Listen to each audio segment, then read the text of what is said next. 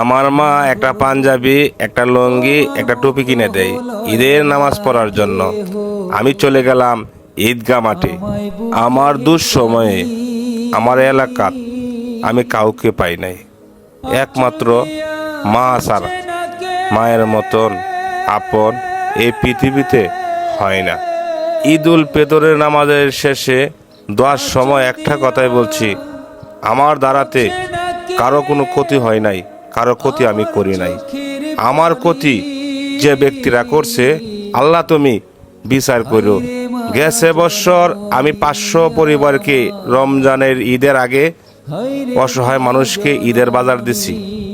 এইবারে আমার ইউনিয়নে আমি দিতে পারি নাই, সময় এবং পরিস্থিতির শিকার। আপনারা জানেন আমার ফেসবুকে যে অর্থটা মানুষকে আমি দেই, এই ময়মনসিংহ তারাকান্দা উপজেলার ভিতরে কারো কোনো অর্থ হাত ছিল না। সব আমার পরিশ্রম, সব আমার মেধা দিয়া আমি গরিবের পাশে থেকেছিলাম, থাকবো আজীবন। ঈদের দিন সকালে ভোর সকাল দেখেন শত শত মা বোনেরা আমার অফিসের সামনে।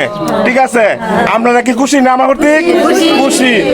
আমার ইউনিয়নবাসীর কাছে আমি ক্ষমা চাই, আমি এবারে দিতে পারি নাই, সময়ে পরিস্থিতির কারণে। আপনারা আমাকে ক্ষমা করে দেবেন। আমার যারা ভিডিও দেখে তাদের জন্য দোয়া করবেন, দেখেন না? হ্যাঁ, ঈদ মোবারক, ঈদ মোবারক, ঈদ মোবারক, ঈদ মোবারক।